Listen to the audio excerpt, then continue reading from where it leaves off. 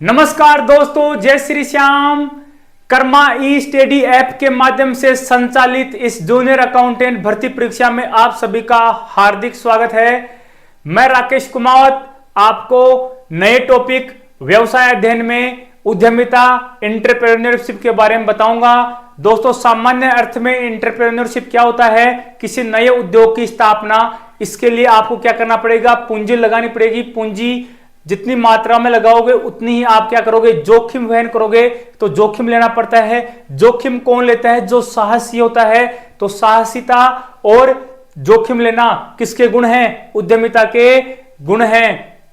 साथ में उसमें नव परिवर्तन, नई नई टेक्नोलॉजी, इनोवेशन हो रही है, उसके माध्यम से बदलाव करना उद्यमिता कहलाता है। उद्यमिता जो शब्द है वह फ्रेंच भाषा का शब्द है। किसका शब्द है? फ्रेंच भाषा का शब्द है, जो इंटरप्रेडरे शब्द से बना है, जिसका का अर्थ क्या होता है? जिसका अर्थ होता है कार्य की जिम्मेदारी लेना। कार्य की जिम्मेदारी लेना। तो आपसे पूछेंगे किस भाषा का शब्द है? उद्यमिता किस शब्द से बना है? तो इंटरप्रेडरे शब्द से बना है, जो किस भाषा का शब्द है? फ्रेंच भाषा का शब्द है, जो फ्रांस में बोली जाती है। इसका शाब्दिक अर्थ क्या है? इंटरप्रेडरे का शाब्दिक अर्थ है कार्य की जिम्मेदारी लेना। लेकिन फ्रांस में इस शब्द का प्रयोग अपन जो व्यवसाय में कर रहे हैं, आर्थिक जगत में कर रहे हैं, उसमें नहीं लेते थे। किसमें लेते थे? सैन्य जगत में लेते थे। सैन्य कार्यों की जिम्मेदारी लेना माना जाता था। ठीक है, इसी का लगातार प्रयोग करने से ये क्या हो गया? एंटरप्रेन्योरशिप हो गया, जो इंटरप्रेडरे शब्द से बना है। सामान्य अर्थ क्या होता है उद्यमिता का? सामान्य अर्थ है उद्यमिता व्यवसाय में निहित अनेक प्रकार की जोखिमों को उठाने, अनिश्चितताओं का सामना करने की योग्यता और क्या है? प्रवृत्ति है। जिन व्यक्तियों में जोखिम वहन करने की यह इच्छा या शक्ति होती है वह क्या कहलाते हैं? उद्यमी कहलाते हैं। लेकिन आधुनिक युग में क्या हो गया? इसमें है कि जोखिम तो उठाएगा ही, साथ में नए नए सुधार और परिवर्तन करेगा। नए नए सुधार और परिवर्तन क्या होंगे? देखो, थॉमस अल्वा एडिसन ने बल्ब का आविष्कार किया था। खूब लंबे समय तक विश्व ने क्या प्रयोग करा? बल्ब का प्रयोग करा। बाद में जैसे जैसे पता चला कि ये बिजली की खपत क्या करता है? ज्यादा करता है और हीटिंग और देता है। तो ऐसी स्थिति में नए आविष्कार हुए, नए इनोवेशन हुए। सीएफएल मार्केट में आई। क्या आई मार्केट में? सीएफएल आई। लेकिन सीएफएल ज्यादा समय तक प्रचलित नहीं रह पाई। उसकी जगह क्या आ गया? नया आ गया एलईडी। क्या आ गया? एलईडी। ठीक है, लाइट इमिटिंग डिवाइस, डायोड, है ना। तो ये नया इनोवेशन हुआ। तो लगातार बदलाव होते हैं, लगातार नई नई टेक्नोलॉजी आती है। वो भी किस में आते हैं? उद्यमिता का ही हिस्सा है। तो क्या कहा है? किसी उपक्रम की स्थापना, ठीक है, उसका नियंत्रण करना, उसको निर्देशित करने की योग्यता, साथ में उस उपक्रम में नए नए सुधार और परिवर्तन करना, ठीक है, करने की साहसिक क्षमता है। क्या? उद्यमिता है। इसके अर्थ में क्या हुआ? उद्यमिता का मतलब क्या हुआ? नेतृत्व करना, परिवर्तन करना, नव परिवर्तन, नए नए बदलाव करना, जिसके द्वारा व्यवसाय में उपलब्धियों एवं लाभों की प्राप्ति हो सके। स्पष्ट है, उद्यमिता व्यवसाय में विभिन्न जोखिमों को वहन करने, लाभप्रद साहसिक निर्णय लेने। देखो, उद्यमिता में क्या क्या शामिल है? जोखिमों को वहन करना, जोखिमों को वहन करना, साहसिक निर्णय लेना, सामाजिक मतलब समाज में हो रहे बदलावों, समाज की आवश्यकताओं के अनुसार नव परिवर्तन, नई टेक्नोलॉजी लाना। तो सामाजिक नव परिवर्तन, गतिशील नेतृत्व। नेतृत्व कैसा होना चाहिए? गतिशील होना चाहिए, डायनेमिक होना चाहिए। ठीक है, लगातार बदलाव और स्फूर्ति के साथ बदलाव होने चाहिए। उद्यमिता को हिंदी में कई नामों से जाना जाता है। उद्यमिता को हिंदी में कई नामों से जाना जाता है, जिसमें साहसवादिता, ठीक है, उद्यमवर्ती, साहस, उद्यमशीलता और क्या है, ठीक है, इन नामों से जाना जाता है। अब देखो, परिभाषा है। कई स्टूडेंटों के मैसेज आए थे, कईयों की समस्या थी कि बोले सर और सब याद हो रहा है, पढ़ भी रहे हैं, लेकिन परिभाषाओं से प्रश्न आ रहे हैं, परिभाषा हमारी याद नहीं हो रही। तो परिभाषा आपको याद करने के लिए कौन कह रहा है? परिभाषा तो आप याद ही मत करो, साथ में परिभाषा याद कर भी कैसे सकते हो? आपको कोई मेंस एग्जाम थोड़ी लिखनी है जिसमें आप लिख लिख कर परिभाषा लिखोगे। आपको तो शब्द पकड़ना है, एक दो वर्ड पकड़ लो और उसको उत्तर कर दो। तो वर्ड टेक्नोलॉजी है। क्या है? वर्ड मैचिंग टेक्नोलॉजी है, जो कर्मा ई स्टडी ऐप के माध्यम से आपको दी जा रही है। उसका फायदा उठाओ। वर्ल्ड टेक्नोलॉजी का क्या उठाओ, फायदा उठाओ। इसी यही तो है कर्मा ई स्टडी ऐप द्वारा दिए गए मूल मंत्र, और तो किताबों में है ही नहीं तो। ठीक है, पीटर किलबाई के अनुसार उद्यमिता की परिभाषा क्या है, तो पीटर किलबाई ने क्या कहा और क्या नहीं कहा उससे मतलब नहीं है, अपने को पता है पीटर किलबाई में की आ रहा है, क्या आ रहा है, की आ रहा है। और अपने भी यहां एक शब्द पकड़ लिया की, तो क्या है उद्यमिता, क्या है विभिन्न क्रियाओं का क्या है सम्मिश्रण है। तो आपसे सीधा प्रश्न पूछेंगे, उद्यमिता को विभिन्न क्रियाओं का सम्मिश्रण किसने बताया था, तो उस समय आप करना पीटर किलबाई ने क्या बताया था, उद्यमिता को विभिन्न क्रियाओं का सम्मिश्रण बताया था। आपने पकड़ लिया किसे क्रिया, किसे क्रिया। अब क्रिया से समझ जाओगे क्रिया कौन सी, सभी क्रियाओं का मिश्रण है, सभी क्रियाओं का क्या है मिश्रण है। तो इसकी परिभाषा है जिसमें क्या लिखा उसने आगे, जिसमें बाजार अवसरों का ज्ञान प्राप्त करना। बाजार अवसरों के ज्ञान का मतलब है बाजार में क्या डिमांड है, बाजार में कौन सा अवसर आया हुआ है उसकी ज्ञान करना। साथ में उत्पादन के साधनों का समायोजन करना। जैसे ही बाजार में डिमांड का पता चल गया कि बाजार में इस वस्तु की इस तरह की मांग है, उसके बाद में उत्पादन के साधन में क्या होगा, भूमि, श्रम, पूंजी, अन्य कच्चे संसाधन, कच्ची सामग्रियां, वो सब किस में आ जाएंगे, उत्पादन के साधनों में आ जाएंगे। उनका प्रबंध करेगा, उनको जुटाएगा, उसके बाद में क्या करेगा, उनका उत्पादन करेगा। उनका प्रबंध करना, उनको जुटाना, प्रबंध करना। जो संसाधन में बताया ना, कौन कौन से संसाधन हो गए, भूमि, श्रम और पूंजी, इनकी व्यवस्था करेगा। भूमि, श्रम, पूंजी। पूंजी से कोई मशीन वगैरह कच्चा सामग्री वो खरीद लेगा। श्रम क्या है, मजदूरी चाहिए, मजदूर चाहिए काम करने के लिए, वो चाहिए लेबर। और जमीन किसके लिए चाहिए, प्लांट स्थापित करने के लिए जमीन चाहिए। तो इन सब का प्रबंध करेगा, इन सब का प्रबंध करना आ गया। तो पहले तो क्या करता है, ये यही आपको याद रखना है, पहले तो बाजार में आए हुए अवसर का जानकारी लेना, उसके बाद में उत्पादन के साधनों का समायोजन करना। उत्पादन के साधन कौन से हो गए, आपकी मशीनरी होगी, भूमि होगी, पूंजी होगी, श्रम होगी, उनका समायोजन करना। उसके बाद में जब ये सब इकट्ठे हो जाएं तो उनका ऐसा प्रबंध करना जिससे क्या हो सके, उत्पादन हो सके। फिर उत्पादन करना और नई टेक्नोलॉजी और वस्तुओं को अपनाना। आपने एक बार उत्पादन करने लगे तो ऐसे नहीं है कि वही उत्पादन करते जाओ, उसमें बदलाव करना पड़ेगा। ऐसे नहीं है कि पार्ले जी बिस्कुट है, कुछ भी बदलाव नहीं कर रहा, चल रहा है, अब चल रहा है तो चल रहा है, ठीक है। लेकिन अगर समय की डिमांड आएगी, समय क्या मांगता है, बदलाव मांगता है। तो जब बदलाव आएगा तो सब चीजें क्या हो जाती है, पहले की चीजें क्या होती हैं, विलुप्त हो जाती हैं। पहले अकेला पार्ले जी बिस्कुट चलता था, आजकल उसकी जगह गुड डे, ठीक है, और 2020 वो एक और है, उसका नाम क्या है, अलग ही है, ठीक है ना। तो ऐसे कई चल रहे हैं। लिंडसे ने क्या कहा है, फ्रैंकलिन लिंडसे ने क्या कहा है, तो देखो अपने को फ्रैंकलिन लिंडसे ने क्या कहा, इससे क्या मतलब है अपने को। फ्रैंक से मतलब है, फ्रैंक किससे बना हुआ है, ऐप से बनता है। ऐप का मतलब क्या होता है, future, FUTURE, future, FUTURE, future क्या हो गया, फ्यूचर हो गया, ठीक है। तो इसमें क्या कहा है, फ्रैंकलिन लिंडसे ने कहा है उद्यमिता समाज की भावी मतलब भविष्य की आवश्यकताओं का पूर्वानुमान है। आवश्यकताओं क्या लगाना है, पूर्वानुमान लगाना है। तो आपको पता चल गया भविष्य का मतलब भावी, मतलब भविष्य का आवश्यकताओं का पूर्वानुमान लगाना, फ्यूचर की आवश्यकताओं का पूर्वानुमान लगाना। तो फ्रैंकलिन से फ्यूचर, तो भविष्य की आवश्यकताओं का पूर्वानुमान लगाना तथा, अच्छा ये बिस्कुट का नाम पूछ रहे थे क्या, उसका नाम ओरियो है, ओरियो, ये बिस्कुट भी चल रहा है, ठीक है। अपने देसी भाषा में बोलते हैं ओरियो, तो वो बिस्कुट का नाम हो गया, ठीक है। तो ऐसे बदलाव हो रहे हैं, तो नई नई टेक्नोलॉजी आती रहती है, बदलते रहती चीजें। तो आपको कैसे याद करोगे, फ्रैंकलिन लिंडसे मतलब ऐप से फ्यूचर, फ्यूचर से भावी, ठीक है। अगला है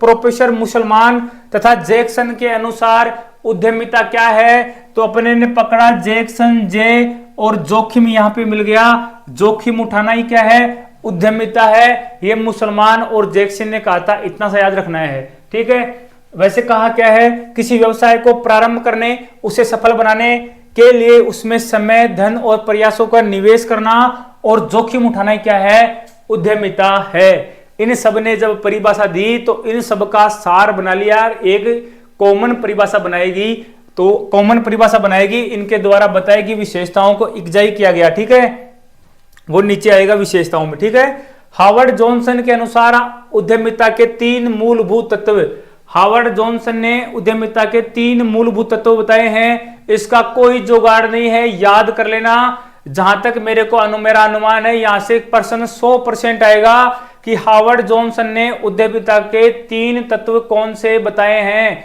ऐसे नहीं पूछेगा।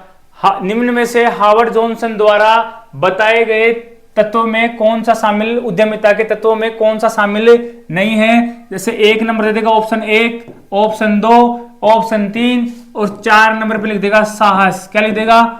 साहस लिख देगा। तो आपसे पूछेगा निम्न में से उद्यमिता के मूल तत्व जो हार्वर्ड जॉनसन ने बताए थे उनमें कौन सुमेलित नहीं है, कौन शामिल नहीं है। आप कैसे कर पाओगे? जब आपको तीनों याद रहेंगे तब कर पाओगे, नहीं तो आपका तो पढ़ा हुआ है कि उद्यमिता में साहस तो कंपलसरी है। उद्यमिता कौन करेगा? जोखिम को वहन कौन करेगा? जिसमें साहस है पूंजी कौन लगाएगा? जिसमें क्या है साहस है वही क्या लगाएगा?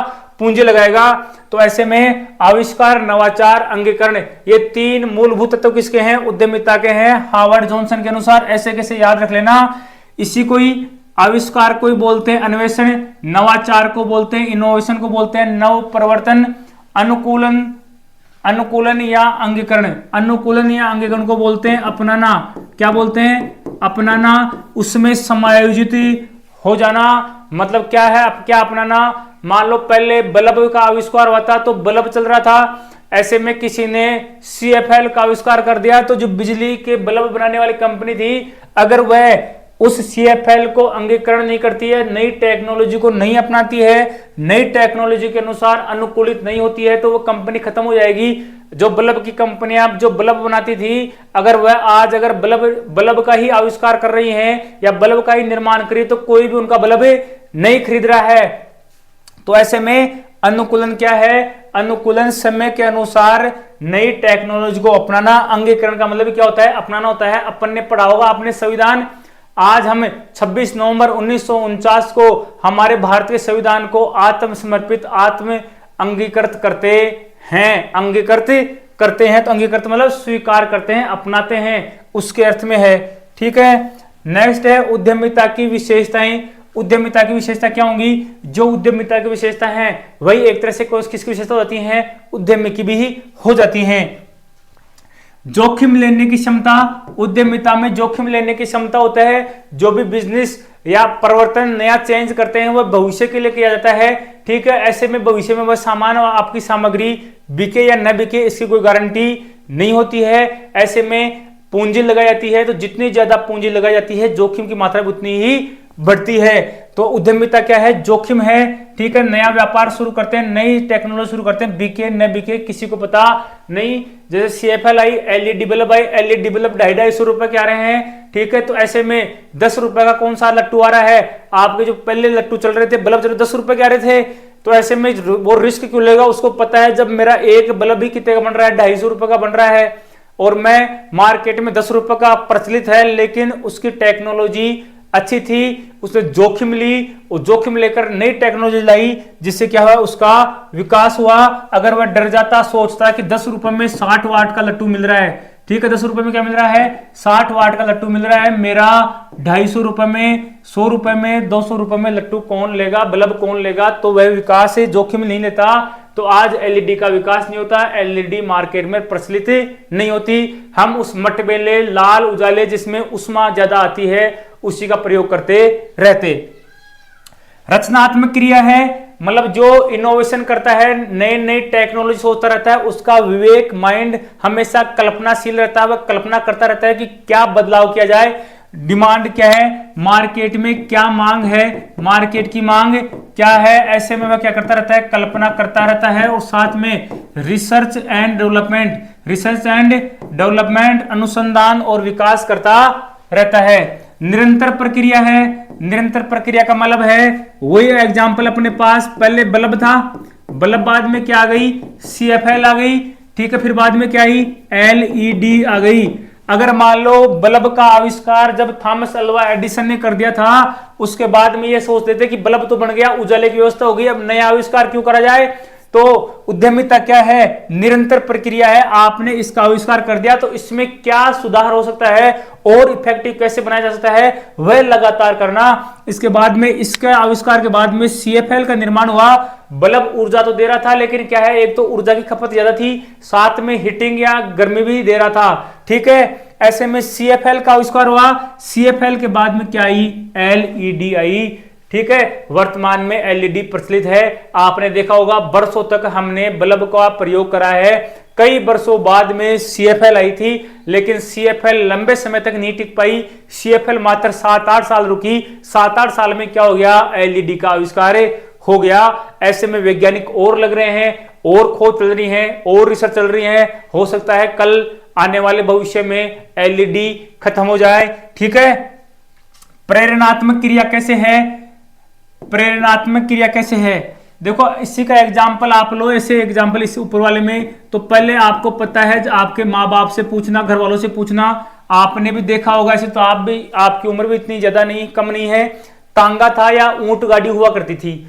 तांगा या ऊंट गाड़ी हुआ करती थी। ठीक है, शहरों में जाते थे तो तांगे से ही ट्रांसपोर्ट होता था, छोटा मोटा। ठीक है, तांगे का काम किसने ले लिया? साइकिल रिक्शा ने ले लिया। किसने ले लिया? साइकिल रिक्शा ने ले लिया। तांगा क्या हो गया? अप्रचलित हो गया, तांगे का प्रयोग बंद हो गया। तांगा जगह ज्यादा घेरता था और समय भी लगता था। साइकिल रिक्शा ने ले लिया जगह, उसकी जगह अब किसने ले ली? ई रिक्शा ने ले ली। अगर आप अब जाओगे कहां पे? अब अगर आप जयपुर या बड़े शहरों में, महानगरों में जाओगे तो आपको साइकिल रिक्शा कहीं भी नजर नहीं आएगा। वह अब क्या हो गया? खत्म हो गया। तांगा गाड़ी खत्म हो गई। क्या चल रहा है? ई रिक्शा चल रहा है। नई टेक्नोलॉजी को अडॉप्ट कर लिया गया है, अंगीकृत कर लिया गया है, अपना लिया गया है। ठीक है, तो ऐसे बदलाव, प्रेरणात्मक क्रिया, निरंतर बदलाव होते रहते हैं। अब अगर अपन चलते हैं प्रेरणात्मक क्रिया, प्रेरणा कैसे मिलेगी? प्रेरणा कैसे मिलेगी? अगर किसी व्यवसायी ने व्यवसाय में जोखिम लेकर कोई निवेश करा, कोई नया व्यापार शुरू करा, उसमें लगातार नवाचार आदि के माध्यम से उसको क्या हो रहा है? उसका उत्थान हुआ है, उसकी प्रतिष्ठा मिल रही है, उसको लाभ में जा रहा है, ऐसे में समाज को रोजगार मिल रहा है। तो ऐसे में दूसरे व्यक्तियों के लिए क्या बनता है? वह प्रेरणा बन जाता है। वो भी क्या करते हैं? नया स्टार्टअप, दूसरे लोग भी नया स्टार्टअप करने की सोचते हैं कि वह व्यक्ति सफल हो सकता है, इनोवेशन कर सकता है, नया नवाचार कर सकता है, तो मैं क्यों नहीं कर सकता? तो दूसरों के लिए क्या बनता है? उद्यमिता दूसरों के लिए क्या बनती है? प्रेरणा बनती है। पेशेवर प्रक्रिया, देखो जैसे डॉक्टर, एडवोकेट, ये क्या होते हैं? पेशेवर होते हैं। जैसे डॉक्टर, एडवोकेट, सीए बोल दो, सीए।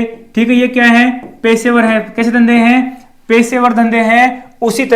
उसी तरह उद्यमिता भी क्या है? धीरे धीरे उद्यमिता का भी अध्ययन इस तरह किया जा रहा है। उद्यमिता की आवश्यकता हो रही है, इसके मामले में रिसर्च हो रहा है, नई नई बुकें और लेख लिखे जा रहे हैं। तो आने वाले समय में उद्यमिता भी क्या हो जाएगी? एक तरह से पेशेवर पैसा हो जाएगी। जैसे डॉक्टर होते हैं, एडवोकेट होते हैं, सीए होते हैं, उसी तरह उद्यमिता का भी प्रयोग होगा। उद्यमिता से संबंधित जो लोग उद्यमी हैं उनको भी हायर किया जाएगा, उनकी सेवाएं भी ली जाएंगी। सार्वभौमिक क्रिया है। सार्वभौमिक क्रिया का मतलब आप समझो, सार्वभौमिक किसे कहते हैं? सार्वभौमिक क्रिया उसे कहते हैं जो संपूर्ण जगत में चारों तरफ फैली हुई है, उसको क्या बोलते हैं? सार्वभौमिक बोलते हैं। तो ये जो उद्यमिता क्रिया है, हर व्यापार में हर जगह क्या है? समाहित है। कहीं इसकी मात्रा ज्यादा है, कहीं इसकी मात्रा क्या है? कम है। ठीक है, तो ये सार्वभौमिक क्या है? क्रिया है। वातावरण प्रेरित क्रिया है। वातावरण का मतलब समाज, आसपास के लोगों की मांग के आधार पर नई प्रेरणा मिलती है। आसपास के लोगों की क्या मांग है, क्या बदलाव चाहते हैं, उसके आधार पर क्या होती है? इसमें बदलाव होते हैं, उद्यमिता होती है। उद्यमिता में वातावरण की डिमांड को देखा जाता है, आसपास के माहौल को देखा जाता है, उसी के आधार पर क्या होता है?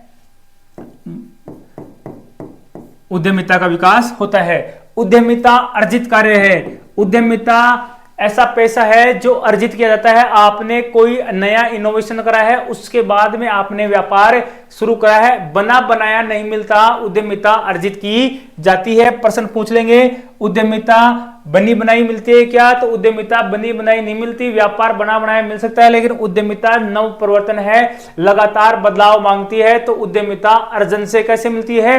अर्जित की जाती है। संसाधनों का संयोजन और उपयोग, मैंने बताया था जैसे ही आपको मार्केट के अवसर पता चलेंगे कि मार्केट में क्या मांग है, तो आप संसाधन क्या रहेंगे?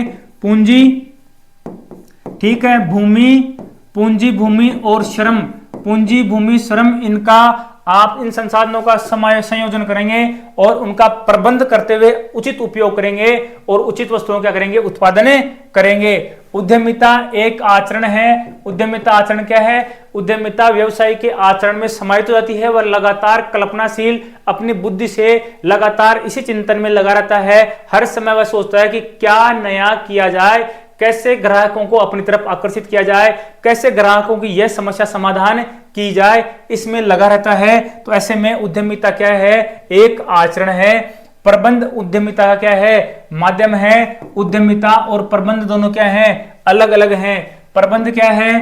प्रबंधन क्या होता है? प्रबंध क्या होता है? मैनेजमेंट मैनेजर करते हैं। उद्यमिता क्या है? व्यवसाय में व्यवसाय का जोखिम है, उसके द्वारा लगाए गए संसाधन है। ठीक है, तो प्रबंध उद्यमिता का माध्यम है। उद्यमिता प्रबंध के माध्यम से ही उद्यमिता प्रबंधकों जो क्या है? पेशेवर हैं, जिनको वेतन भोगी हैं। कैसे हैं? वेतन भोगी हैं। व्यापारी ने उनको पर मंथ वेतन पर, पर वीक वेतन पर रखा है। ठीक है, तो प्रबंध उद्यमिता का माध्यम है।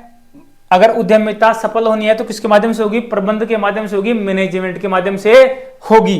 ठीक है, सभी व्यवसायों और अर्थव्यवस्था में उद्यमिता क्या है? आवश्यक है। उद्यमिता अगर किसी व्यवसाय ने अगर उद्यमिता नहीं अपनाई, इस मामले में उसने लगातार बदलाव नहीं करे, नई टेक्नोलॉजी को नहीं अपनाया, जोखिम ग्रहण करने से डरता रहा, ठीक है, ऐसे में वह व्यवसाय आने वाले भविष्य में अप्रचलित होता है, लोगों में उसका रुझान खत्म हो जाता है। परिवर्तनों का परिणाम, उद्यमिता किसका परिणाम है? परिवर्तनों का परिणाम है। लगातार बदलाव होते हैं, लोगों की मांग, लोगों की डिमांड, लोगों की रुचि में बदलाव हो गया, तो रुचि में बदलाव होता है तो रुचि के अनुसार क्या है? उनको पूर्ति होनी चाहिए। वह क्या है? किसके माध्यम से हो सकती है? उद्यमिता के माध्यम से हो सकती है। उद्यमिता का महत्व और भूमिका, उद्यमिता का क्या महत्व है और उसकी भूमिका समाज में क्या है? तो व्यवसाय का मूल आधार ही क्या है? व्यवसाय का मूल आधार उद्यमिता को माना गया है। क्यों? क्योंकि व्यवसायी उद्यमिता का मतलब वह क्या करता है? जोखिम वहन करता है, उसमें क्या करता है? पूंजी निवेश करता है, भविष्य के लिए करता है। ऐसे में उसे पता नहीं होता कि व्यापार आगे चलेगा या नहीं चलेगा। तो व्यवसायी का साहस कौन सा साहस है? इस पूंजी को लगाने का साहस, इस जोखिम को वहन करने का साहस क्या है? व्यापार का मूल आधार है, व्यवसाय का मूल आधार है, वही क्या है? उद्यमिता है। नवीन उत्पादन व तकनीकी का विकास, ठीक है, तो ऐसे में वह क्या इसका मूल आधार है? नवीन टेक्नोलॉजी उत्पादन और तकनीकी विकास। उद्यमिता के माध्यम से नई नई टेक्नोलॉजी विकसित होती है। नई नई टेक्नोलॉजी में क्या होता है? विकास होता है। एक टेक्नोलॉजी आ गई, उसके बाद में दूसरी नवीन टेक्नोलॉजी पर क्या होता है? रिसर्च और अनुसंधान चलते रहते हैं, ठीक है, जिससे तुरंत नई एक्टिविटी होती रहती है, जिससे तुरंत नई टेक्नोलॉजी मार्केट में आती रहती है, बदलाव होते रहते हैं। संसाधनों का एकत्रीकरण है। उद्यमिता में क्या मतलब है? उद्यमिता क्या करती है? संसाधनों का एकत्रीकरण कर देती है, एक जगह इकट्ठा करती है और क्या करती है? वांछित वस्तुओं क्या करती है? उत्पादन करती है। जैसे भूमि, श्रम, पूंजी, इन सभी को एक जगह इकट्ठा करके विकास करती है। ठीक है, संसाधन जो उत्पादन करती है, वस्तुओं का उत्पादन करती है। आर्थिक विकास, उद्यमिता से देश का आर्थिक विकास होता है। देश का आर्थिक विकास, उद्यमिता से देश का आर्थिक विकास होता है। देश की जीडीपी सकल घरेलू उत्पाद में क्या होती है? वृद्धि होती है। प्रति व्यक्ति आय, पर कैपिटा इनकम, ठीक है, प्रति व्यक्ति आय में क्या होती है? वृद्धि होती है। देश के व्यक्तियों का, देश के नागरिकों के जीवन शैली में बदलाव आता है, ठीक है, क्योंकि उद्यमिता के कारण क्या होता है, उद्यमिता के कारण आसपास में नए नए रोजगार के केंद्र खुलते हैं, नए नए क्या होते हैं, उद्योग खुलते हैं। नए उद्योग खुलेंगे तो उनको किसकी आवश्यकता होगी, श्रम की आवश्यकता होगी, आसपास के संसाधनों की आवश्यकता होगी। ऐसे में आसपास के लोगों को रोजगार मिलता है, संसाधन उनके बिकते हैं, तो उससे क्या आता है, पैसे आते हैं। उससे क्या होता है, उनकी जीवन शैली में क्या आता है, बदलाव आता है। रोजगार की समस्या का समाधान में सके, रोजगार की समस्या के समाधान में क्या है, सहायक है उद्यमिता। रोजगार की समस्या है उसको खत्म कर देती है उद्यमिता। अगर देश में जगह जगह पर छोटे मोटे उद्योग, एंटरप्रेन्योरशिप अगर स्थापित होती हैं, नए नए उद्योग, नए नए इनोवेशन स्थापित होते हैं, तो ऐसे में आसपास के लोगों को, कुशल और अकुशल मजदूरों को क्या मिलता है, रोजगार मिलता है। भाग्य निर्माण के अवसर, ये तो अपन ने कहा था कि जो जोखिम वहन करेगा, जो जोखिम वहन करेगा वो क्या होगा, साहसी होगा, ठीक है, वो क्या होगा, साहसी होगा। ऐसे में जो साहसी होता है, ठीक है, उसका भाग्य बन जाता है। उसने क्या होता है, हर व्यक्ति का तो नहीं बन पाता। जिसने, मान लो आपने कोई नया इनोवेशन लेके आए, इनोवेशन का मतलब है जैसे उबेर कैब है, उबेर, ओला, ये आप सुन रहे होंगे, आजकल शहरों में चल रहा है, नया ट्रेंड है। आजकल जो परंपरागत ऑटो थे, जिन ऑटो से अपन जाते थे बुक करके, कितने रुपए लेगा, वो खत्म हो गया। मोबाइल ऐप डाउनलोड करो, उसमें लिंक करो, सर्च करो, आपके पास तुरंत ही ऑटो वाले का फोन आ जाएगा, बोले इतने रुपए रुपए भेजेंगे, इतने रुपए लेगा, आपको समय पर छोड़ देगा, ठीक है। तो ये काफी अच्छी सेवा है, ठीक है। तो ऐसे में क्या हो रहा है, तो मान लो जिसने ये शुरुआत करी थी उसको पता था कि ऐसा हो जाएगा, लेकिन उसने रिस्क लिया, साहस लिया, जोखिम ली। इससे क्या हो गया, जिसने शुरू किया था उसके भाग्य का क्या हो गया, निर्माण हो गया। उसने लोगों के लिए क्या कर दिया, एक नया विकल्प प्रस्तुत कर दिया, और उस खुद का क्या कर लिया, लाभ प्राप्त कर लिया। कार्य स्वतंत्रता, इसमें कार्य की स्वतंत्रता होती है। व्यक्ति निर्णय क्या लेता है, सोच समझकर खुद लेता है, ठीक है, और अपने नवाचार खुद करता है, नवाचार खुद करता है, और क्या लेता है, जोखिम लेता है। अगला है महत्वाकांक्षाओं की पूर्ति। व्यक्ति की जो महत्वाकांक्षा होती है, व्यक्ति के जो विचार होते हैं, जैसे मान लो आप हो, आप में किसी के मन में यह गुदगुदी चल रही हो कि आने वाले समय में सर की, जैसे मैं भी यहाँ खड़ा होकर पढ़ाऊं, तो ये मेरे मन में गुदगुदी ज्यादा ही थी। कुछ क्या था कि मेरी भी महत्वाकांक्षा थी कि मेरा खुद का ऐप हो, मेरा खुद का सारा ऐसा हो, मेरा खुद का इस्टेब्लिशमेंट ऐसा हो, मेरे पास खुद के पास सब कुछ हो, तो वो हो जाता है। इसमें भी क्या है, रिस्क लेनी पड़ती है, साहस करना पड़ता है। क्या करना पड़ता है, साहस करना पड़ता है। ये भी क्या है, एक तरह से उद्यमिता की क्या है, पहचान है, ठीक है। तो ऐसे में महत्वाकांक्षाओं की पूर्ति, तो ऐसे में अगर आपकी इच्छा की पूर्ति होगी, आपने जो सोचा था, आपने जो विचार किया था, अगर वह पूर्ण हो रहा है, तो जिसने विचार किया था, जिसने जिस कार्य की क्या की थी, कल्पना की थी, अगर वह कार्य उसका पूर्ण हो रहा है, तो उसकी महत्वाकांक्षा क्या हो गई, पूर्ण हो जाती है। राष्ट्रीय लक्ष्यों की प्राप्ति में योगदान, अगर राष्ट्रीय सरकार, देश ने कहा था कि हमारी जीडीपी इतनी % ग्रोथ करेगी, हमारे प्रति व्यक्ति आय, पर कैपिटा इनकम इतनी हो जाएगी, ठीक है, देश की राष्ट्रीय आय, नेट न्यूअल इनकम देश की इतनी हो जाएगी, तो ऐसे में हमारे बेरोजगारी की दर क्या हो जाएगी, बेरोजगारी की दर घटकर क्या हो जाएगी, कम हो जाएगी, ठीक है। तो ऐसे में हमारे व्यक्तियों की जीवन शैली में क्या हो जाएगा, सुधार होगा। अगर सरकार ने जीवन शैली का मतलब उनको उच्च शिक्षा, उच्च खान पान, उच्च रहन सहन, उच्च उठना बैठना, उच्च रहने के स्थल ऐसे मिलेंगे, वो क्या कहलाता है, जीवन शैली कहलाता है। तो ऐसे लक्ष्यों की प्राप्ति कब होगी, जब आसपास में एंटरप्रेन्योरशिप स्थापित होंगे, उद्यमिता स्थापित होगी, उसके माध्यम से लोगों को रोजगार मिलेंगे, ठीक है, और उनके माध्यम से उनके पास क्या आएगी, पूंजी आएगी, नए नए उद्योग स्थापित होंगे, ठीक है, जिससे क्या होगा, विदेशों से जो सामान आयात कर रहे हैं वो आयात कराने की जरूरत नहीं पड़ेगी, देश में निर्मित होगा। अगर कोई सामान देश में निर्मित होता है तो देश के मजदूरों को क्या मिलता है, रोजगार मिलता है, देश की पैसे देश में ही रह जाते हैं। अगर विदेश से कोई सामान आयात करते हैं तो ऐसे में क्या होता है, वहां के लोगों को तो मजदूरी मिल गई। विदेश में चाइना से सामान आ रहा है तो वहां मजदूर कौन है, चाइना के लोग हैं। वहां संसाधन कहां के खपत हो रहे हैं, चाइना के हो रहे हैं। अपने को तो केवल प्रोडक्ट मिल रहा है, बना बनाया प्रोडक्ट मिल रहा है। तो ऐसे में अपने पैसे चाइना जाते हैं और मजदूर कहां के लाभ उठाते हैं, वहां के उठाते हैं। संसाधन कहां के काम में आते हैं, चाइना के आते हैं ना। ऐसे में देश में अगर उत्पादन होगा, देश की जीडीपी, देश की ग्रोथ बढ़ेगी, देश की नेट न्यूअल इनकम बढ़ेगी, जिससे उनके जीवन शैली में बदलाव आएगा, लोगों को रोजगार की संभावना बढ़ेगी। रोजगार जब लोगों को मिलेगा तो उनकी जीवन शैली में वाकई रियल रूप से क्या आएगा, बदलाव आएगा। नवीन वस्तुओं का उत्पादन, तो उद्यमिता क्या है, नवीन टेक्नोलॉजी आती है, नई वस्तुओं का उत्पादन करना है। कई बार क्या होता है, जो टेक्नोलॉजी चल रही है उसमें बदलाव तो ही, साथ में कई बार नई नई वस्तुएं उत्पादित होती रहती हैं। ठीक है, जैसे आजकल आप डिजिटल पैनल पढ़ रहे हो, ये भी क्या है, नई वस्तु है। स्वावलंबन को बढ़ावा, इसमें व्यक्ति खुद स्टार्टअप करता है, व्यक्ति खुद स्टार्टअप करता है तो खुद का स्वावलंबन होता है, स्वावलंबी रहता है। ठीक है, तो स्वावलंबन को बढ़ावा मिलता है। उद्यमी प्रवृत्तियों का विकास, इससे क्या होता है, व्यक्ति क्या बन जाता है, व्यवसायी, व्यवसायी व्यक्ति बन जाता है। और व्यवसायी पद्धतियों का उसमें क्या होता है, विकास होता है। देश में एक नया माहौल बन जाता है, उद्यमी लोगों की संख्या में वृद्धि होती है। देश का संतुलित विकास होता है। संतुलित विकास कैसे, जैसे मान लो अगर अगर जयपुर ही जयपुर में सारा विकास हो तो देश का, राजस्थान का संतुलित विकास नहीं हो पाएगा। संतुलित विकास कब होगा, जब राजस्थान है उसके हर भाग में, राजस्थान के हर भाग में क्या हो, विकास हो। राजस्थान के इधर इसे मरुस्थल का इलाका है, यहाँ भी विकास हो रहा है, ये हाड़ौती का इलाका यहाँ भी विकास हो रहा है, ये दक्षिणी भाग है यहाँ भी विकास हो रहा है, ये पूर्वी भाग है यहाँ भी विकास हो रहा है। केवल जयपुर में ही विकास न हो, जयपुर जोधपुर में ही विकास न हो, राजस्थान के संपूर्ण क्षेत्र में क्या हो, विकास हो। ठीक है, तो वो क्या कहलाता है, संतुलित विकास कहलाता है। ऐसे में आपको पता है एंटरप्रेन्योरशिप है, उद्यमिता है, वो तो किसी व्यक्ति का क्या होता है, विचार होता है, उसके द्वारा फिर क्या होता है, संसाधन जुटाए जाते हैं, उनका प्रबंध करता है। उनका प्रबंध करने के बाद उद्योगी क्या करता है, स्थापना करता है। क्या करता है, उद्योगी फिर क्या करता है, स्थापना करता है। ठीक है, तो ऐसे में अगर मान लो जो उद्यमी है उसको लगा कि यहाँ आसपास के मेरे लोगों की ये मांग है, तो वो जैसलमेर में भी कर सकता है, बीकानेर में भी कर सकता है, बाड़मेर में भी कर सकता है, बीकानेर में कर सकता है, जैसलमेर में कर सकता है, तो उसको जहां लगे वहां कर सकता है। तो यहाँ उद्यमी है।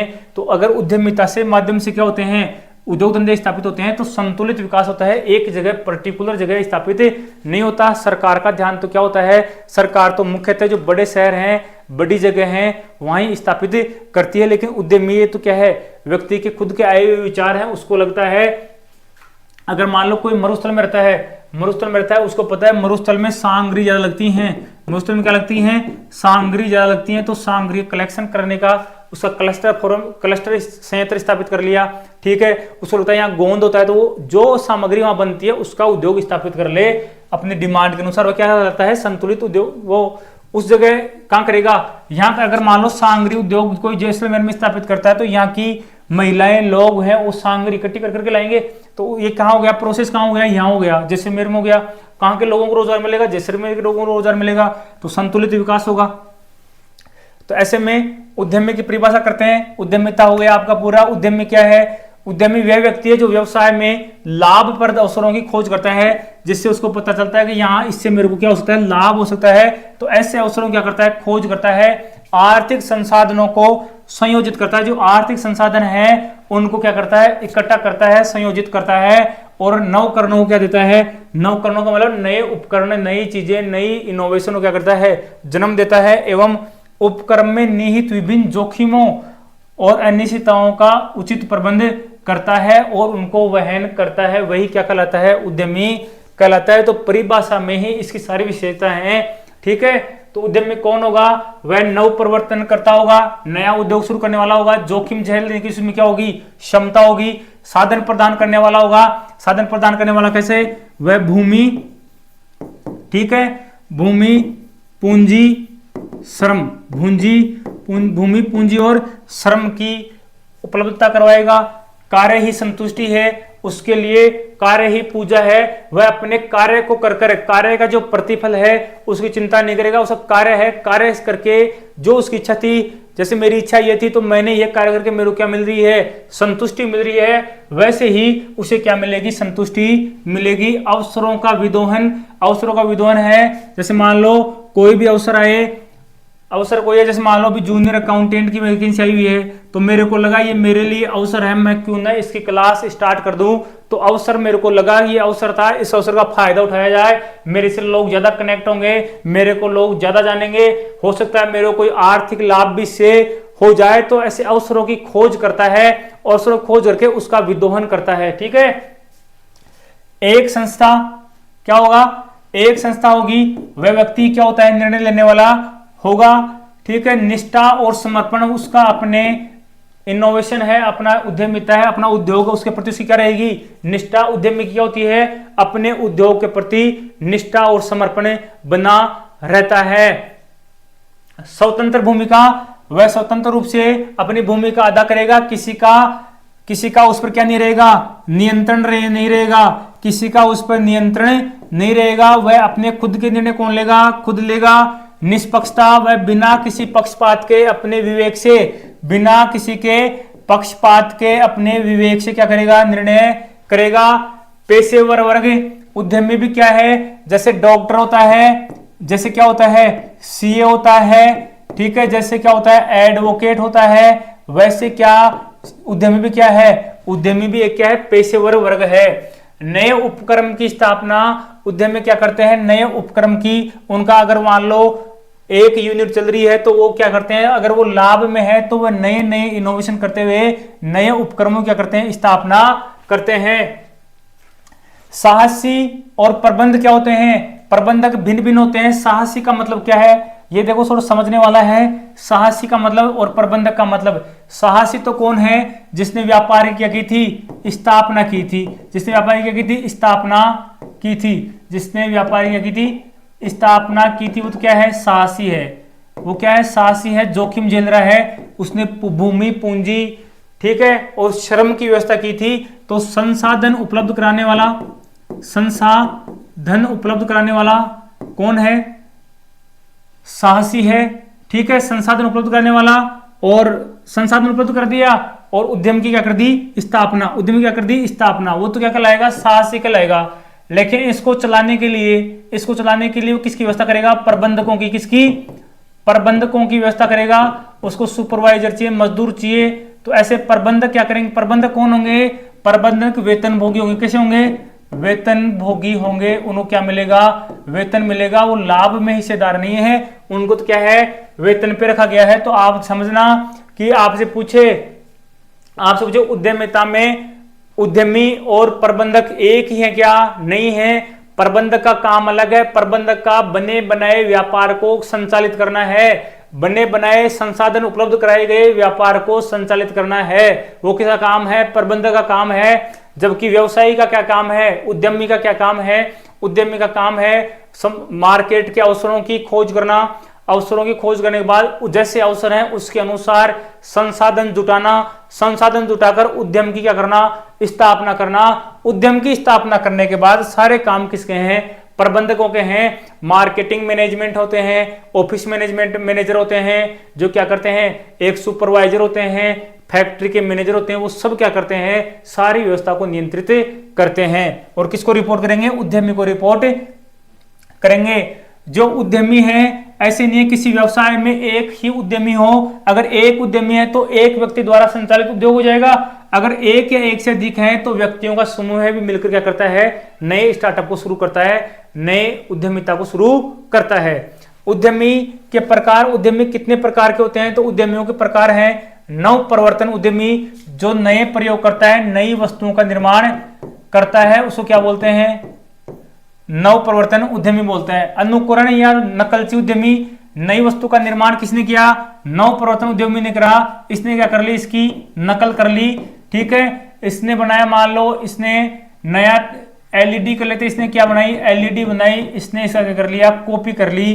तो ये क्या हो गया, अनुकरण, मतलब किसी का अनुकरण करना, किसी का पीछा करना, उसके जैसे काम करना, ठीक है। नकलची इसकी नकल के रूप में काम कर रहा है। सावधान उद्यमी क्या होगा, सावधान उद्यमी वो होगा जो वर्तमान में काम चल रहे हैं, जो वो क्या करता है, बदलाव पसंद नहीं, उसको क्या होता है, बदलाव पसंद नहीं है, इसे बदलाव पसंद नहीं है, सामान्यतः बदलाव पसंद नहीं है।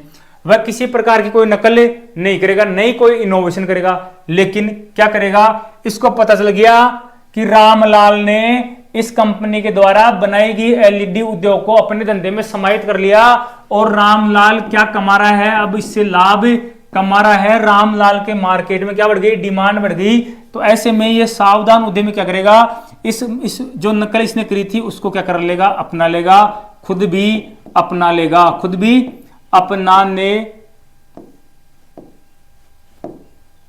अपना लेगा।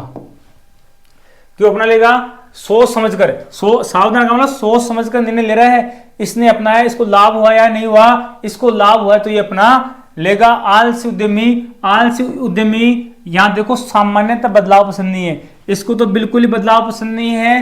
कैसे विचारधाराओं का व्यक्ति है? पुरातन विचारधाराओं का व्यक्ति है। बोले मेरे पिताजी सोड़े पर बैठ बैठ के धंधा करते थे, मेरे को टेबल कुर्सी किसी प्रकार का दिखावा नहीं चाहिए, मैं कोई बदलाव नहीं करूंगा। साथ में मैं जो सामग्री बेच रहा हूं वो मेरे पिताजी बेचते थे, वह सामग्री ही बेचता रहूंगा। मैं तो बढ़िया हूं, जो काम पहले पिताजी कर रहे थे वही करता रहूंगा। तो वो क्या है? आलसी उद्यमी है। ऐसे में उस उद्यमी का अगर कोई नया बदलाव हो जाता है तो वह उद्यम क्या हो जाता है? समाप्त हो जाता है। अच्छे उद्यमी और सफल उद्यमी के गुण क्या होते हैं? जिसमें जोखिम सहन करने की क्षमता हो वह क्या कहलाएगा? अच्छा उद्यमी कहलाएगा। जितना जोखिम वहन करता है उतना क्या मिलता है? लाभ मिलता है। ये बता रखा है, बार बार बताने की जरूरत ही नहीं है। प्रसन्न मुद्रा मतलब आप किसी उद्यमी से मिलने गए और वो मुंह लटका के रोने वाला सा मुंह लटका के ऐसे बैठा है, बोले ऐसे क्यों बैठे हो? ऐसे थोड़ी पूछेगा सामने कोई, वो समझ जाएगा ये फेल हो गया। क्या हो गया? फेल हो गया। ऐसे में आपकी जो भी स्थिति हो, व्यापार में तो हानि लाभ चलता रहता है, लेकिन आप प्रसन्न मुद्रा में रहें, चिंतित मुद्रा में न रहें। इससे सामने वाला आता है वो आपके माइंड का अध्ययन करता है, वो आपके माइंड को देखकर आपकी क्षमताओं का आकलन कर लेता है। तो ऐसे में किसी भी परिस्थिति में आप प्रसन्न मुद्रा में रहो। खास तौर से कब? ये समस्या तो व्यापार के लिए नहीं है, हर व्यक्ति के लिए है। आप हमेशा जब भी कोई भी देखो समस्या हर व्यक्ति के जीवन में है, बिना समस्या के किसी व्यक्ति का जीवन संचालित नहीं है। लेकिन ऐसे में ऐसे नहीं है कि अपनी समस्याओं का रोना हर जगह रोते रहें। आपकी समस्याओं का रोना भी वहीं रोएं जहां आपको लगता है समाधान हो सकता है। हर व्यक्ति को आपकी समस्याएं बताना, हर व्यक्ति को आपकी समस्याओं का रोना उचित नहीं है। हमेशा दुख हो या सुख हो, प्रसन्न चित्त मुद्रा में रहें। आपने रामायण में जो राम का पात्र था, प्राचीन रामायण थे, उसमें जो राम के पात्र थे, अरुण घोषाल नाम है उनका आप कैरेक्टर का भी अध्ययन करना। दुख और सुख दोनों कंडीशन में उनके चेहरे पे हल्की हल्की क्या थी? मुस्कान थी। तो आप ऐसी स्थिति में रहें, ठीक है। ये स्थिति आप में अगर समाज में रहते हैं तो आप पर किसी प्रकार का कोई संदेह कोई नहीं करता है, ठीक है। साथ में आप प्रसन्नचित्त रहोगे तो आपका अंदर से एनर्जी लेवल भी क्या है? बढ़ता रहेगा। निर्णय लेने की क्षमता, ठीक है। उद्यमी में क्या होती है? निर्णय लेने की क्षमता होती है, वह तुरंत निर्णय लेता है, सोच समझ कर निर्णय लेता है। कल्पना शक्ति ज्यादा होती है। कल्पना शक्ति, उसके विचार चलते रहते हैं। क्या बदलाव करें, क्या ऐसा करूं कि मेरा नाम हो जाए, क्या ऐसा करूं जिससे मेरा धंधा आगे बढ़ जाए, ये उसके विचार चलते रहते हैं। ऐसी कारण ही वह क्या करता है? इनोवेशन करता है। इसी विचार के कारण क्या करता है? वह नव परिवर्तन करता है। यह विचार ही उसके लगातार कल्पनाशील विचार ही उसको क्या करने के लिए मजबूर करते हैं? नव परिवर्तन, बदलाव करने के लिए मजबूर करते हैं। उद्यमी क्या होता है? परिश्रमी होता है, कठोर परिश्रम करता है, लगातार अपने उद्यम के लिए जीता जागता है। तो ऐसे ही एक उद्यमी अगर अपने लक्ष्य के लिए भाग दौड़ कर सकता है तो आप तो सामान्य छात्र हो, आपको तो बैठे बैठे मेहनत करनी है, तो आपके लिए तो क्या व्यवस्था आसान है, ठीक है। उद्यमी का अगला गुण क्या है? तीव्र स्मरण शक्ति। उसकी स्मरण शक्ति कैसी होनी चाहिए? बहुत अच्छी, स्पष्ट, ठीक है, होनी चाहिए, ताकि व्यवसाय में होने वाले लेन देन और व्यवसाय की योजनाओं, स्कीमों, उद्देश्यों का उसको क्या रहे? पता रहे। उसकी नेतृत्व क्षमता कैसी रहनी चाहिए? वह अच्छा नेतृत्व करता होना चाहिए, अच्छा निर्णय लेना चाहिए। अपने जो अधीनस्थ स्टाफ है, अपने नीचे जो काम करने वाले वर्कर हैं, उनके साथ उसका मानवीय संबंध रहना चाहिए, उनके साथ वह प्रेरणात्मक संबंध रहना चाहिए, उनको कार्य में भागीदारी होनी चाहिए। उनकी भागीदारी का मतलब है अगर मजदूर लगातार एक ही प्रकार का काम कर रहा है तो उसकी पारंगतता स्थापित हो जाती है, उसको कुछ ऐसा पता चल जाता है कि उस उद्योग में ऐसा कुछ बदलाव कर सके। तो ऐसा अगर आपके हो तो ऐसे में आपके नीचे के उद्यमी हैं उनको क्या करना चाहिए?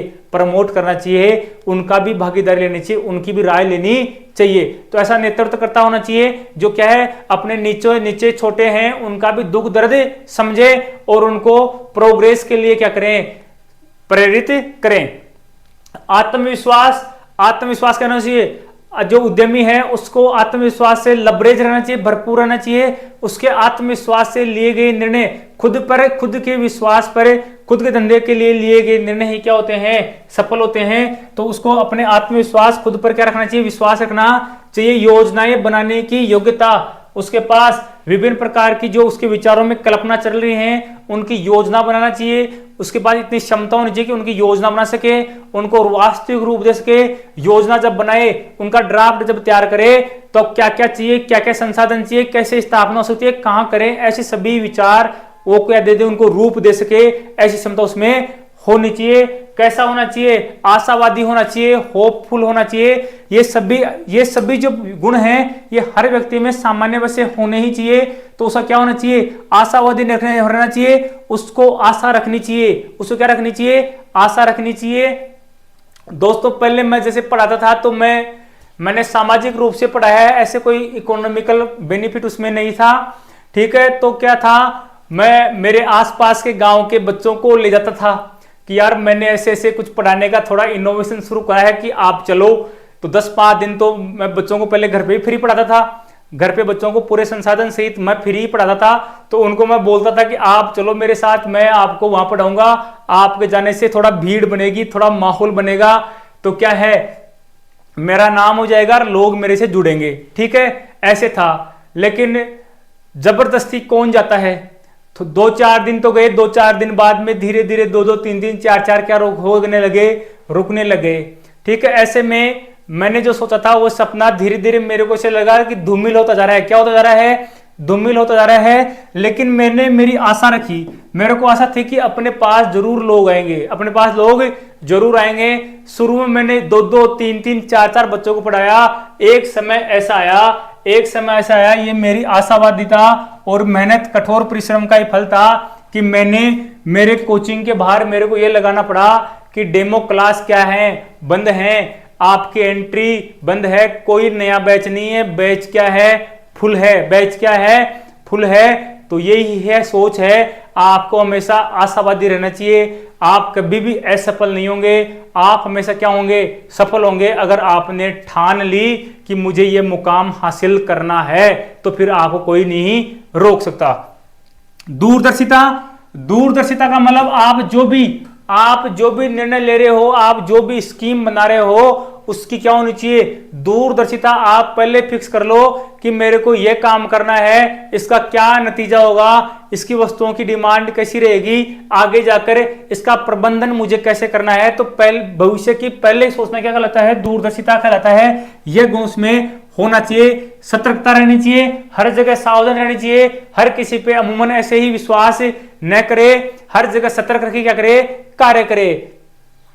महत्वाकांक्षी तथा परिपक्व प्रगतिशील विचारों का व्यक्ति होना चाहिए।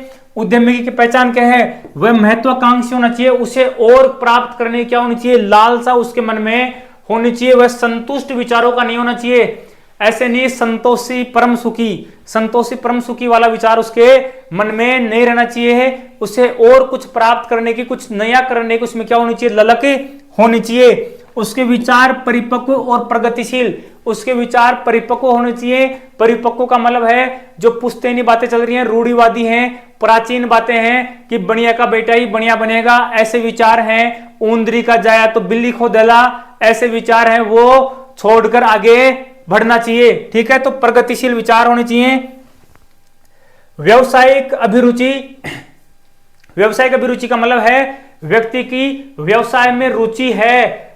जो उद्यमी होता है उसकी अभिरुचि किसमें होती है, व्यवसाय में होती है। वह किसी प्रकार की नौकरी नहीं करना चाहता, वह खुद किसी का कोई स्टार्टअप कर व्यक्तियों को नौकरी देना चाहता है। तो ऐसे में क्या होता है, व्यवसायी की अभिरुचि होगी, वह जोखिम लेना चाहेगा, उसमें साहस होगा। उसी कौन सी रुचि होती है, उसी की व्यवसायिक अभिरुचि होती है। उसमें सामाजिक गुण रहेंगे। सामाजिक गुण मतलब समाज में वह क्या हो सके, अनुकूलित हो सके, समाज के शुभ अशुभ को जाने, समाज की परंपराओं का निर्वहन कर सके। उसमें नैतिक गुण कौन से रहेंगे, जो समाज के अनुसार, समाज में क्या है, प्रचलित है, समाज में मान्य है, समाज के मानक नियम है, उनका उल्लंघन क्या है, पाप है, अपयश है या अनुचित है, ऐसा उल्लंघन वह नहीं करे, ठीक है। सामाजिक नियमों का पालन करे। उद्यमी के कुछ अन्य कार्य क्या होंगे, कुछ प्रमुख कार्य क्या हैं। उद्यमी अवसरों की पहचान करेगा, संभावना क्या है, संभावनाओं का अध्ययन करेगा, क्या संभावना है अवसरों के बाद में, संसाधनों को जुटाएगा, उद्यम की स्थापना करेगा, उद्यम का प्रबंध करेगा, प्रबंधकों की नियुक्ति करेगा, ठीक है, और फिर वृद्धि और विकास के लिए क्या करेगा, काम करेगा। ये कार्य कैसे हैं, उद्यमी के क्रमबद्ध कार्य हैं। कैसे हैं, पहले अवसरों की पहचान करेगा, फिर संभावनाओं का अध्ययन करेगा, क्या संभावना हो सकती है करेंगे तो, उसके बाद में संसाधनों को उपलब्ध कराना, ठीक है, संसाधन कौन से होंगे, वही भूमि पूंजी श्रम, उनको उपलब्ध कराएगा। फिर उद्यम अगर वो उपलब्ध हो जाते हैं तो अपने जो प्लांट है, अपनी इंडस्ट्री, उसकी क्या करेगा, स्थापना करेगा। जैसे ही उसकी स्थापना कर देगा, उसको क्या चाहिए, वेतन भोगी कर्मचारी चाहिए, प्रबंधक चाहिए, मैनेजर चाहिए, उनकी नियुक्ति करेगा। और फिर जैसे विकास और वृद्धि के लिए काम करेगा, किसकी वृद्धि के लिए, उद्यम की विकास और वृद्धि के लिए काम करेगा।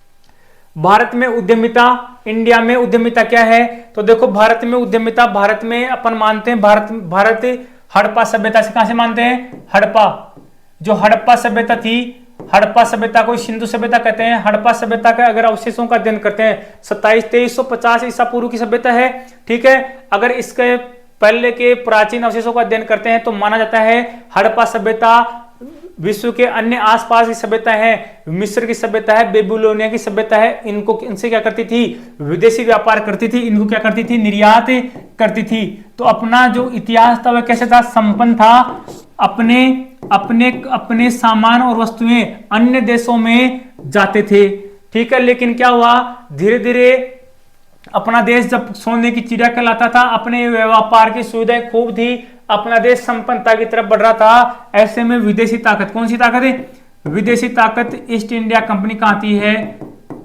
ईस्ट इंडिया कंपनी भारत में आती है 1600 में। कब आती है, 1600 ईस्वी में, 31 दिसंबर 1600 ईस्वी में क्या होती, किसकी स्थापना होती है, ईस्ट इंडिया कंपनी की स्थापना होती है। 1608 में लगभग ये क्या पहुंच जाते हैं, भारत पहुंच जाते हैं। इसके बाद में भारत के संसाधनों का विदोहन करते हैं, किसके लिए, इंग्लैंड के लिए। यहां से भारत के संसाधन कहां जाते थे, इंग्लैंड में जाते थे, और बना बनाया माल कहां आता था, भारत में आता था। कहां के मजदूरों को लाभ मिल रहा था, बड़ी बड़ी फैक्ट्रियां कहां थी, इंग्लैंड में थी। ऐसे में भारत में विकास नहीं हो पाया।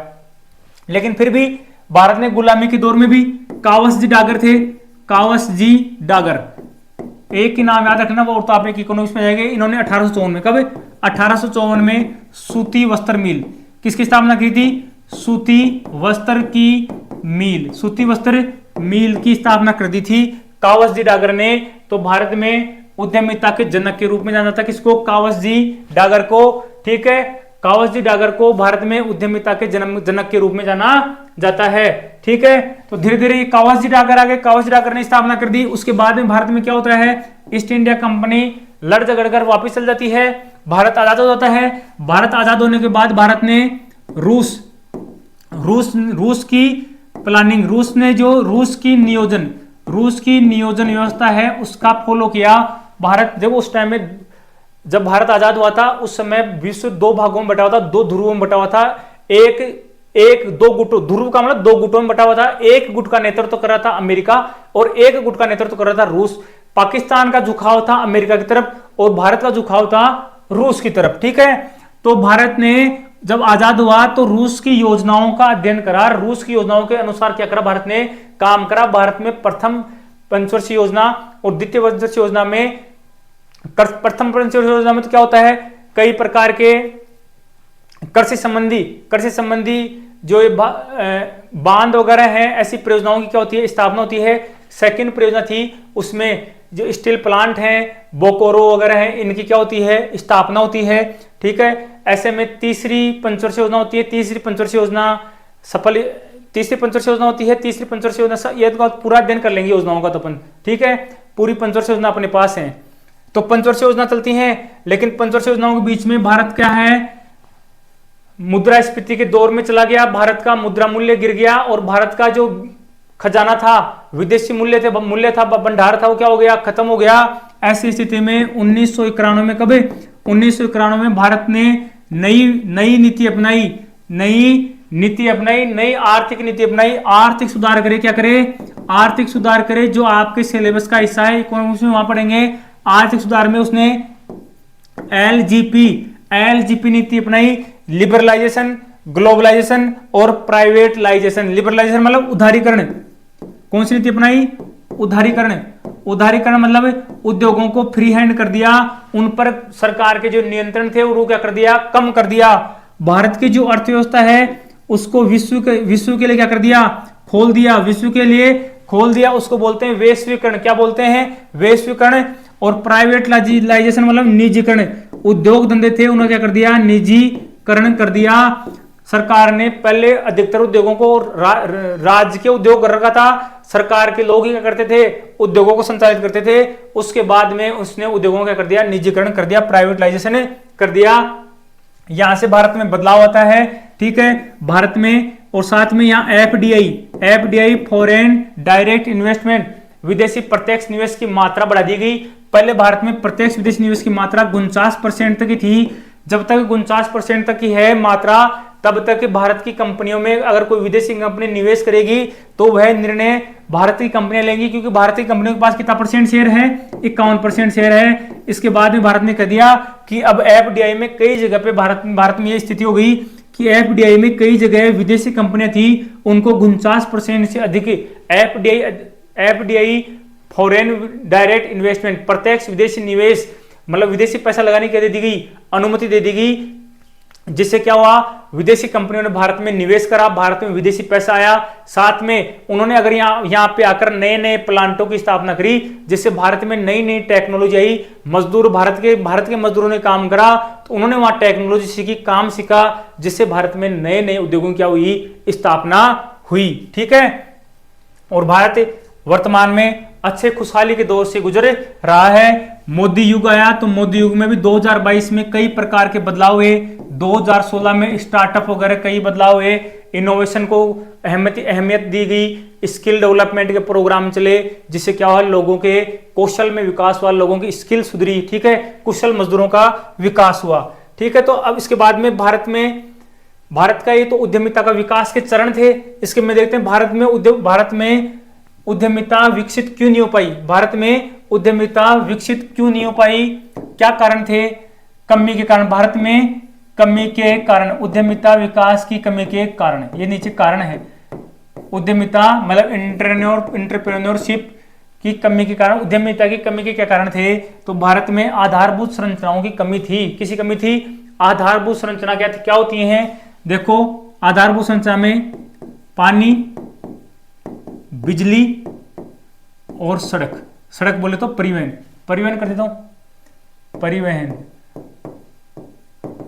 भारत में पानी, बिजली और परिवहन की व्यवस्था हर जगह समान रूप से नहीं थी, इनकी कमी थी, ठीक है। इसलिए व्यापारी लोगों को परिवहन चाहिए, उनका सामान आए जाए, ठीक है, बिजली चाहिए। इन संसाधनों की कमी होने से, आधारभूत संरचनाओं की कमी होने से यहाँ पे उद्योगपतियों ने उद्योगों की स्थापना नहीं की, ठीक है। दूसरा, पूंजी की कमी। व्यवसाय को संचालित करने के लिए पूंजी की आवश्यकता होती थी। पूंजी की आवश्यकता के लिए वर्तमान में जो बैंकिंग सिस्टम है, इस तरह का कोई बैंकिंग सिस्टम उतना मजबूत नहीं था। ऐसे में पूंजी के अभाव में उद्योग धंधों की स्थापना नहीं हो पाई। जोखिमों की अधिकता। उस समय टेक्नोलॉजी कम थी, लोगों का संपर्क कम था, तो जोखिम की मात्रा क्या थी? अधिक थी। साथ में बाहर से पैसे किसी प्रकार से मिलने की संभावना नहीं थी। ऐसे में अकेला व्यक्ति ही जोखिम उठाए, ठीक है। व्यक्तियों के आपस में समूह भी नहीं बनते थे, तो ऐसे में साझेदारी संबंधी जैसे इतने काम नहीं होते थे, ठीक है। जोखिम की क्या थी? अधिकता थी। नवीन तकनीकों की अनुपलब्धता। भारत क्या था? भारत का विश्वव्यापीकरण नहीं हो पाया था। भारत में विदेशी कंपनियां आकर काम नहीं करती थी। विदेशी कंपनियां तो 1991 के बाद विदेशी कंपनी आकर काम करने लगी हैं। भारत को अगर कोई सामान चाहिए तो विदेश से मंगवा लेते थे। विदेशी कंपनियां जब आकर काम करने लग गई तो यहाँ पर पूंजी आई विदेशी, साथ में यहाँ पर टेक्नोलॉजी आई, ठीक है। तो उस समय अपने पास इतनी टेक्नोलॉजी नहीं थी। दूसरा, प्रशिक्षित कुशल श्रम का अभाव। अपने पास जो व्यक्ति थे, अपने पास श्रम तो खूब था, अपने पास लेबर खूब था, लेबर के लिए काम ही नहीं था। कारण क्या था? क्योंकि जो लेबर थी वह सब अनस्किल्ड थी, सब अकुशल थे, किसी के पास क्षमता नहीं थी, किसी के पास योग्यता नहीं थी। तो ऐसे में प्रशिक्षित और कुशल श्रमिकों क्या था? अभाव था। जातिगत आधार समझिए क्या होता है? जातिगत आधार है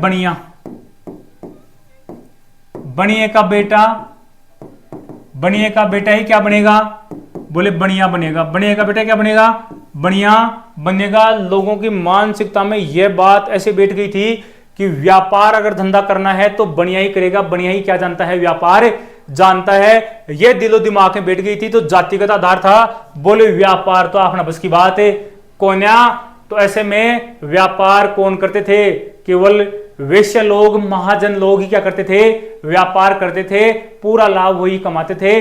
अन्य लोगों के पास क्या था, पूंजी भी नहीं थी, जोखिम भी नहीं थी। साथ में उनकी मानसिकता में उन्होंने ऐसा नजर का चश्मा पहन लिया था, जो क्या था उसमें क्या था, उस नजर के चश्मे में क्या था, यह था कि बोले बढ़िया का बेटा क्या बनेगा, बढ़िया बनेगा।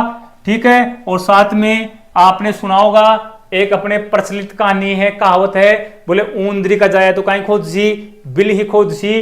तो बोले किसान का बेटा तो क्या करेगा, खेती ही करेगा। किसान का बेटा क्या करेगा, खेती ही करेगा। कुम्हार का बेटा है क्या बनाएगा, बोले मटके ही बनाएगा। नाई का बेटा क्या करेगा, कटिंग ही करेगा। लोगों के दिमाग में ये मानसिकता थी, लोग उससे बाहर ही नहीं निकल पाए। ठीक है। ऐसे में जातिगत आधार ने भी पूरे भारत को बांधे रखा। अब जाकर धीरे धीरे शिक्षा का विकास हुआ।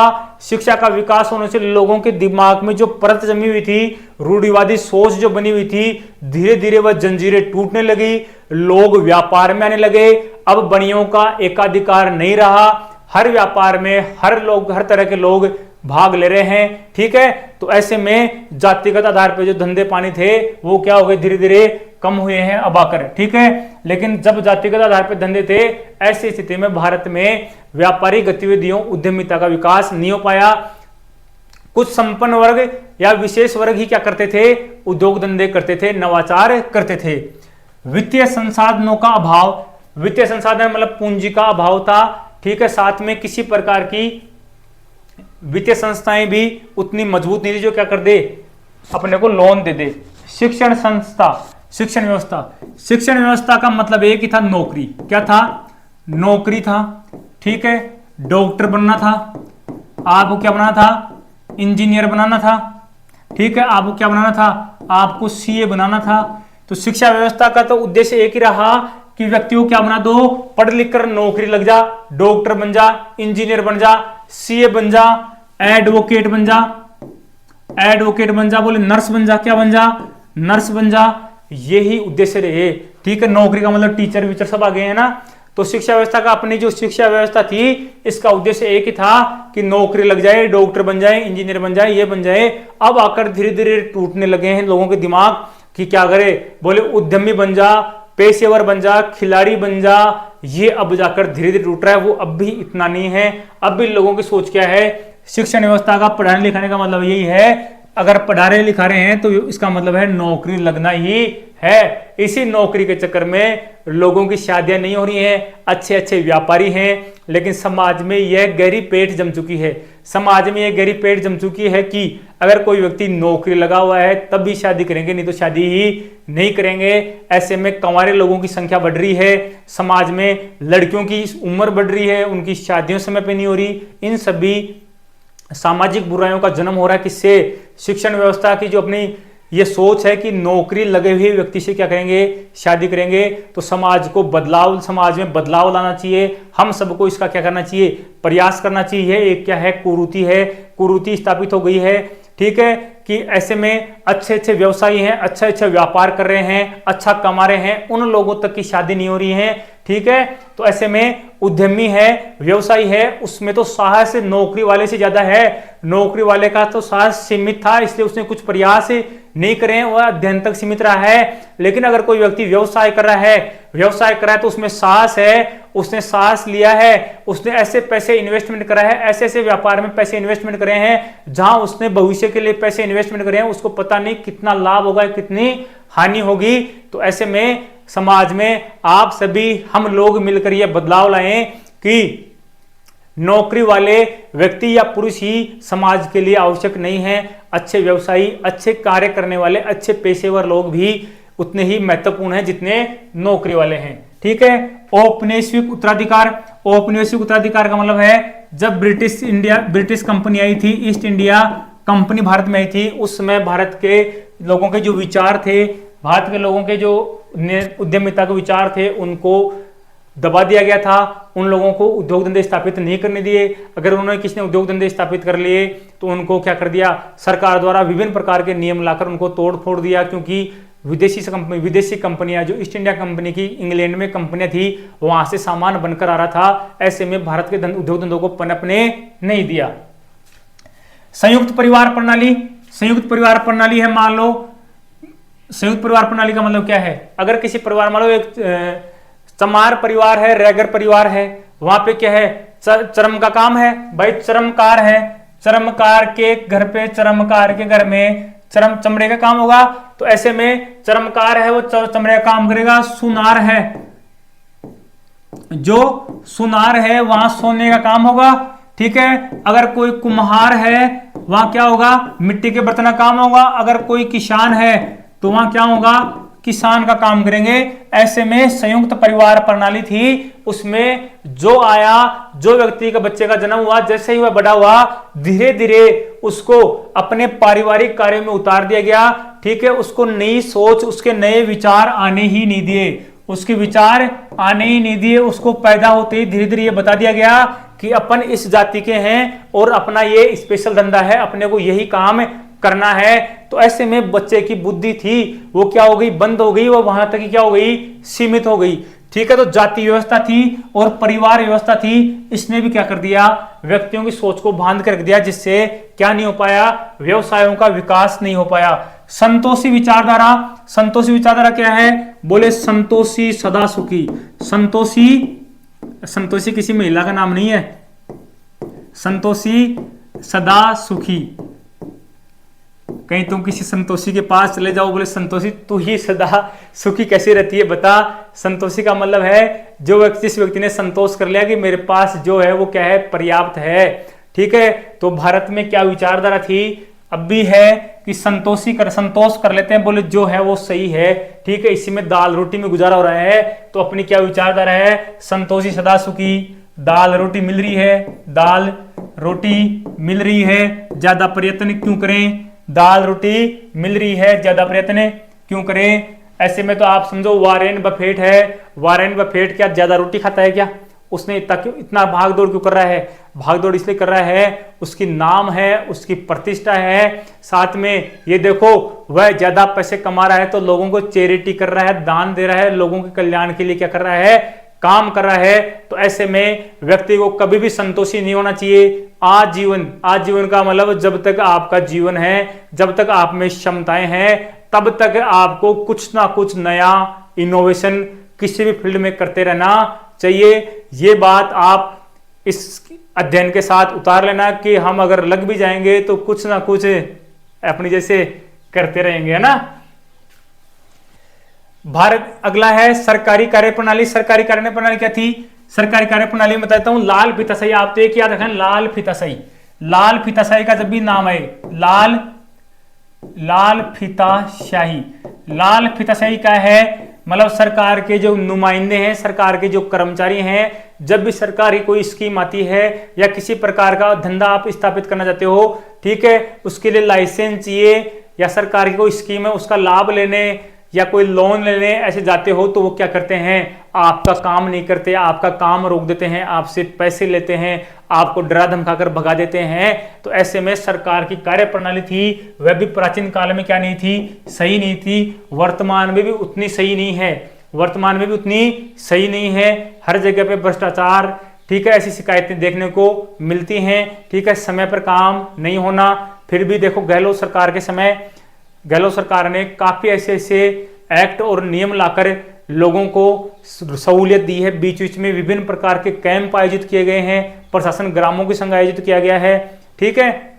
और काम की गारंटी का अधिकार, काम समय पर होगा, उसकी समय सीमा बांधने का काम भी किसी ने किया था, गहलोत सरकार ने किया था। एकमात्र सरकार है पूरे राजस्थान भारत की जिसने व्यक्तियों को काम के सीमा में बांध दिया कि यह सरकारी कर्मचारी मूल निवास इतने दिन में तो बनाकर ही देगा, ठीक है।